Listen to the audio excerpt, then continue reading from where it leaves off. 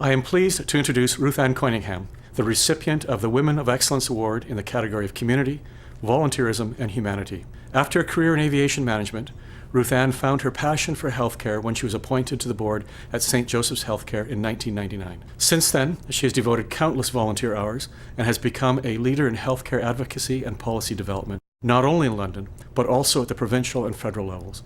Congratulations, Ruthe Anne, on this well-deserved honor.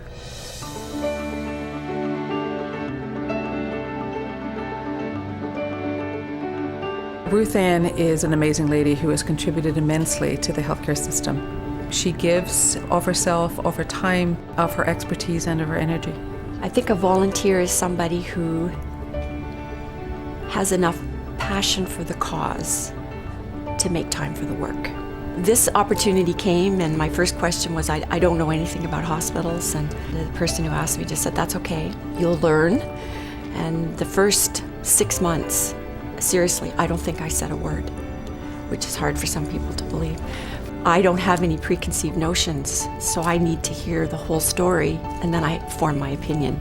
Ruthe Anne understood that healthcare isn't just about care, it's a much bigger system than that, and she brought that breadth of perspective to the board and helped people understand what hospitals are outside of a care institution, which I think is very important. I mean, I had worked at an airport, and all of my career had been knowing that the very first thing that everything had to be related to my work was safe. Everything that was first and foremost, every decision that was made is this safe? Is this the safest we can be? How can we make this ultra safe? She inspires others with her standard of excellence in what she does, and it really encourages people to stretch for that same standard as well. Ruthe Anne sets high standards for herself and others and is a collaborator, brings people together to focus on a common vision and common principles. At the end of it all, research is fabulous, technology is tremendous, skill is imperative. You need to be able to look into somebody's eyes and say, I really care. This matters. You matter.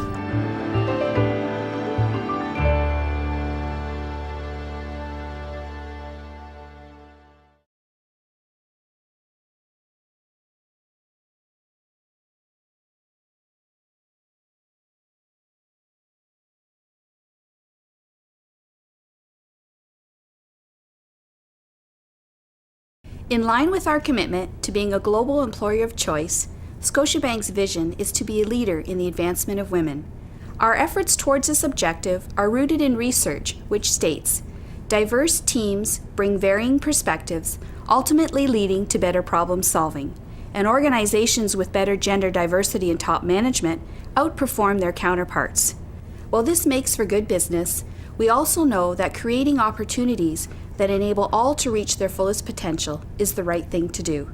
On behalf of Scotiabank, I'm extremely proud to congratulate this year's honorees for the Oustanding Achievement Award, Tessa Virtue and Christine Nesbitt.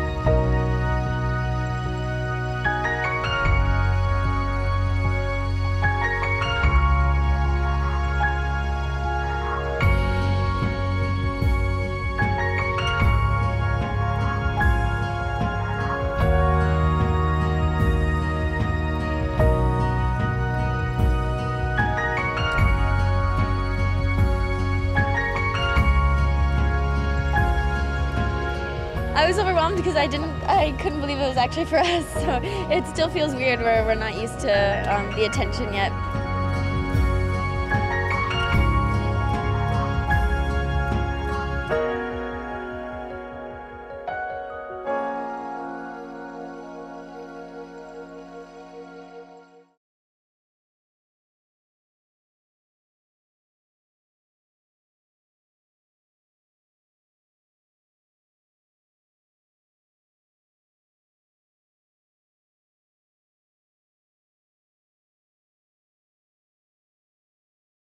At RBC, we recognize the important role that learning and development plays in building employee pride and capability.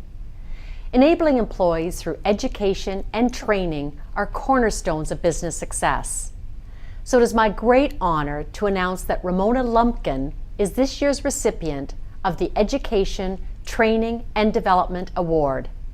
Ramona, this award recognizes your dedication to these fundamentals of business success. Sincere congratulations, Ramona.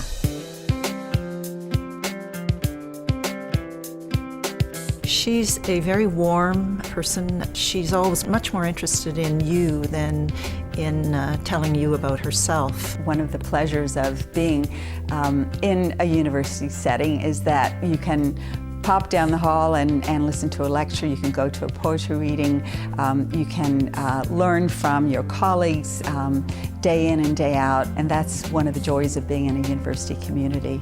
The work that she did in continuing education made education more accessible because it made education, even at the higher education level, accessible to people who had other things going on in their lives and for whom dropping everything and taking up an educational path would just have been an impossible thing to do. When I've had an opportunity to work with young women and hope that that's been a kind of mentorship, I've learned an enormous amount from them as well, and that kind of mutual respect and ability to learn from each other, to me, is the ideal of a mentoring relationship. Ramona was a Big Sister herself, and Big Sisters of London was an organization that she became involved with after she moved to London. As things evolved, we moved from Big Sisters to the unification of Big Brothers Big Sisters. It was a huge, huge project. Many people involved. It seems, from the perspective of someone new to the merged organization, that they've always been together.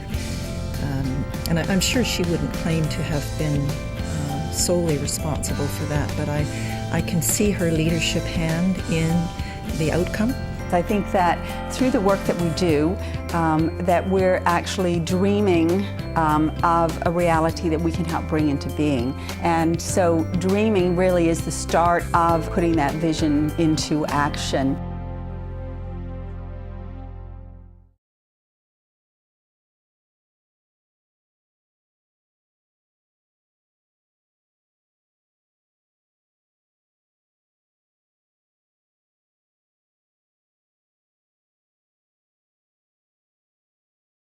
At CIBC, helping young people achieve their dreams is a cornerstone to our community investment.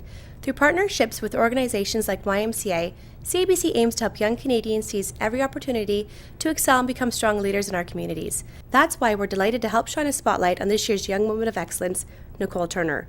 Diagnosed with cerebral palsy, Nicole has overcome a series of challenges and has succeeded in balancing her studies with a number of volunteer initiatives to strengthen her community. On behalf of CIBC, congratulations, Nicole, and to all of this year's nominees and award recipients.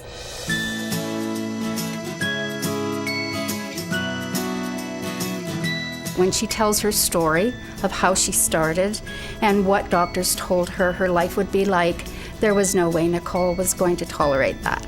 One of the things that amuses me about Nicole is she says that she's actually preparing herself to take on my job. And I like that about her. It doesn't matter what you can't do because everyone has some kind of disability, right? So there's some more prominent than others, so they should look beyond that, I think. She doesn't see barriers. She sees maybe challenges, but that's all they are to her. When I'm done, I hope to work with children and youth and again help them get to that goal of being happy and healthy. Nicole herself has such resolve and such ambition, and she doesn't feel like she has limits, and that makes her successful. Here she is, a young woman who spends lots of time volunteering. She holds down a job. She's making our community aware that these are individuals who may have physical limitations, but they are not disabled. When we first started, we really sounded terrible. Like we had no time, nothing.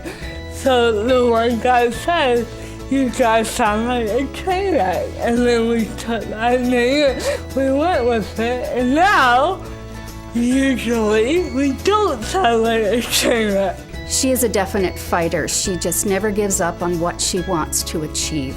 In my mind, I'm just doing what people my age do, and everyone on the outside sees that I'm awesome and inspiring and that, and I'm like, I'm just being me.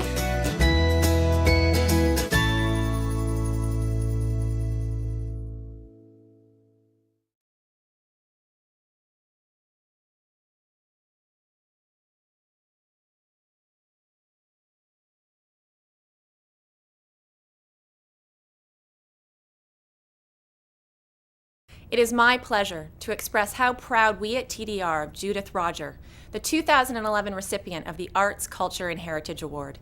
At TD, our long-standing support of the YMCA in London is a source of pride for us, especially this award, as it celebrates an individual's commitment to excellence in the community and the opportunities for public engagement in the arts that were created from it.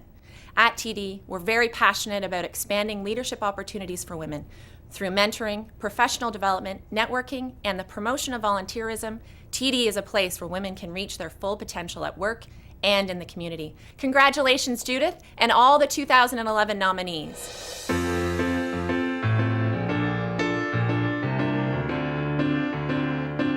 Judith Rodger is a gift. She's a gift because she's so open. She is the opposite of a closed-minded individual. My job at the museum was to try to make people come in the door, and it was public programs in those days. And we found that people were coming in the door. If you were lucky enough to get them in the door, then they were confronted with this art that they didn't understand. And so the job was to make people feel more comfortable and to feel that this was a part of the community, it belonged to them, it's their collection, and that they were welcome and would have a good time. It's easy to love a Van Gogh or a Monet, but how do you deal with contemporary artists? So she always thought about, how do you bring that understanding to people? How do you make them not afraid, but in fact willing to stand up and be challenged? What we did was we hired a couple of visual arts students and we let the children play with the materials that we had. And it was a big success. And it is important because it's one of the things that has no correct answers. Where children, when you're doing a painting, you have to make decisions. And I think that's something that we all have to do in life. So there are important life lessons to be learned in the art class. Judith tends to work behind the scenes so that people don't see how much she's done. Even when she should be a little bit more upfront, she will get someone else to speak, someone who she thinks should be in the limelight, and it's never her. I think it's important to say that a lot of the things that I did, I got my start because I worked as a volunteer. So volunteerism is a really good way to find interesting work in the community, and you never know where it's going to lead. I love going to museums, and I've been fortunate enough to go to them all over the world, and each one gives you a different experience. It's almost a spiritual experience that you can have in front of particular works of art.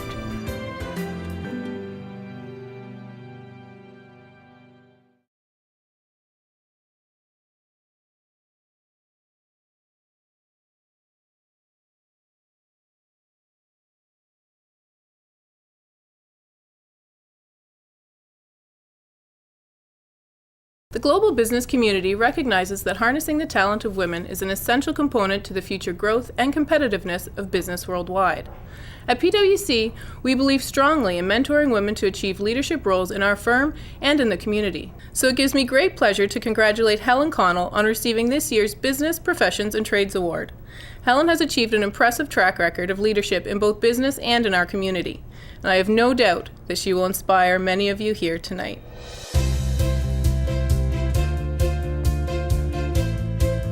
Helen is very compassionate and she's very caring.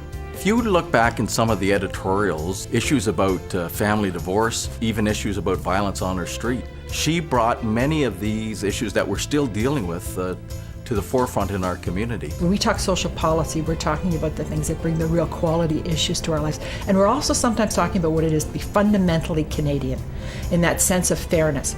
Equality doesn't mean always treating everybody the same, but it means giving everybody those kinds of opportunities. She really brought United Way to the forefront in our community. I discovered an organization at United Way which had it all. They had more heart than I've ever seen in any one place. They were so dedicated to the staff, the team that was there. If anything, they had just maybe stopped believing in themselves a little bit. And I think it took somebody from the outside to come in and say, you know, you have all of these gifts. All we need to do is reemploy them and attract some new volunteers, and off we go. Helen was one of the few editors of a major newspaper in Canada to begin with, as well as I know mentored many female staff persons at the London Free Press. It's more challenging than ever to be a young woman. I mean, they're told that they can be anything, but then they're also told that they're supposed to, you know, always look good. They're always supposed to be physically fit. They're supposed to be the best mothers possible. They're supposed to be great partners and great career people. I mean, all of this is a real challenge. And I think that if ever they need people to sort of say it's okay to be human, it's okay to have limitations, but you need to have your dreams. I think she can see more than one side, and she has the big picture on many of the social issues, and that was her strength with United Way, and that's her strength today. I don't think you can go farther in life than you can dream. And even if I'd never set a course for myself, I have always had dreams about being able to sort of make a difference in people's lives in one way or another. And I think that's really important for me. I think that's at the base of what I believe.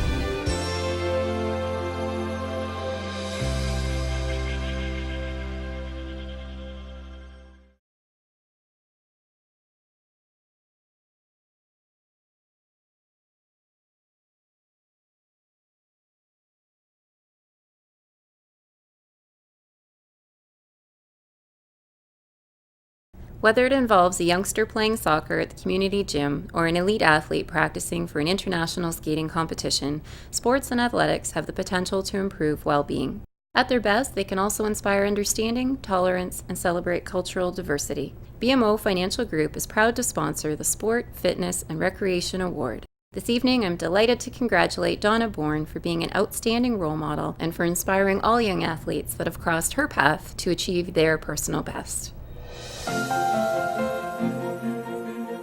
Donna is a wonderful mentor for myself, for many, many others. She works quietly behind the scenes and makes great things happen. When my father put a ball in my hand and said, "Throw it," that's when I love sport. She sees how sport can contribute to the growth in young people in particular, in her coaching of basketball and downhill ski. She really sees the benefit of sport in development and youth leadership in particular. Watching these young kids come in on opening day, I mean, I had tears in my eyes. It was just all that hard work, and to see that these were the young people that were going to come and get a great experience out of the work that 6,500 volunteers put together for them. She's very strategic in her philanthropy and in her volunteerism, so that when she does take on a project, it's because of her drive and passion and commitment. You can't let your community be poor. It's important to do whatever you can to give back to your community to help these people. It started off in Guatemala about 6 years ago. It was the first Operation Walk, and teams of surgeons and nurses go down for a week. They do about 65 surgeries in over 4 days and get these people back with a new hip or new knee and get them active again and back into the community. They really wanted to make sure that their children learn the value of giving back. It's finding your passion and what's meaningful and making it happen. Well, I always had dreamed to be an Olympic athlete. I didn't reach that dream. But I can mentor other people to reach their aspirations and their dreams.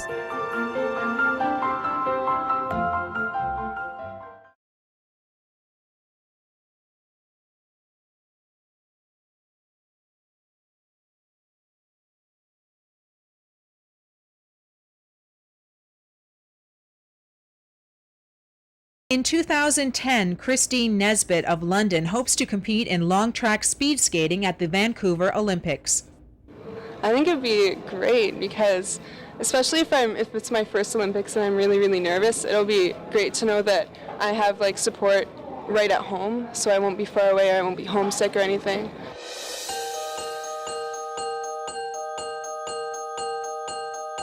She started off playing in the Oak Ridge House League, and then she moved over to the Girls' League, the London Devilettes, and she was practicing at Argyle Arena, and when her practice was over, the London Speed Skating Club came and did their short track program, and so as she was changing and leaving from hockey, she saw them skating and was interested and thought that she would like to try that.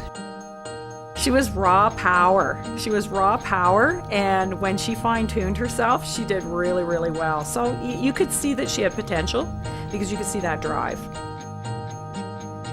I can remember trying to settle her down at one competition in Montreal. She was a little wound up, and she had said, you know what, I really just want to have fun. I just want to have fun. And I thought, you know what, you've got it. You have to love what you're doing. You can't just do it because you want to win. You have to enjoy it as well. So just remember, have fun. I think she is an example of showing that you can achieve more. You can have hopes. You can have dreams. There was a lot of media there that night, and I remember seeing it on TV and thinking, oh boy, because she was back there for a bit, and her splits weren't just the right splits, but it was very exciting. It was very exciting for our club to know somebody, to have somebody from our club be there, and to know Christine, and to see her be successful at that was exhilarating. It's really nice to see all that potential being realised, and to see that all the cliches of sport coming true. Things like working your hardest, giving it 100%, it's not over till it's over. All the cliches come true. Well, they have in her success. Well, she did it, and what a miracle that was.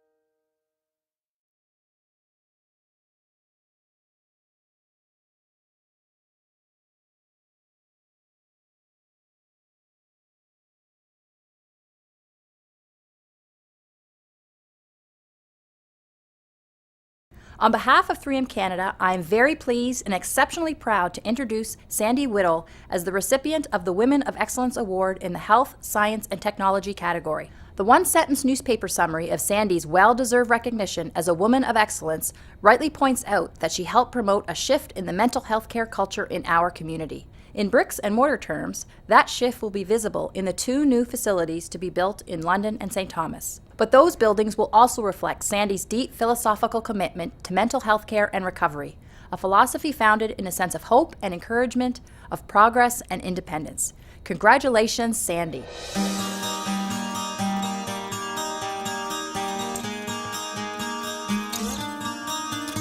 When I asked Sandy if I could nominate her for this position, I reached out to a number of her colleagues professionally and her friends, and what I realized was Sandy really has a wonderful sense of work-life balance. She's really an incredible role model to others. My volunteer work's always been important to me as well. So earlier in my life, I volunteered mostly related to healthcare kinds of organizations. And so there's always been something else outside of work that I've done. Sandy is an inspirational role model to young women in the London community and her peer group because of her strong work ethic and the role she's taken on at Regional Mental Health to destigmatize mental illness. It's about developing other people. So just as I've had wonderful opportunities to be developed, I pay attention to bringing up sort of the next generation and working with them and giving them the same kinds of opportunities that I was given. She took lots of risk in going down the administrative path, enhancing her education and her professional career. And in my opinion, that's something that any young woman can do. Just keep the doors open, and Sandy's a good example of how she's excelled in her career by doing that. And I still have a lot of good work to do, and I'm excited about that. So I continue to be very excited in my role, and there's something to do every day. And when it's something as big as what we're working on, there's just so much reward, because at the end of both the divestment and the new hospitals being built, there's going to be something new and bright and positive for the future.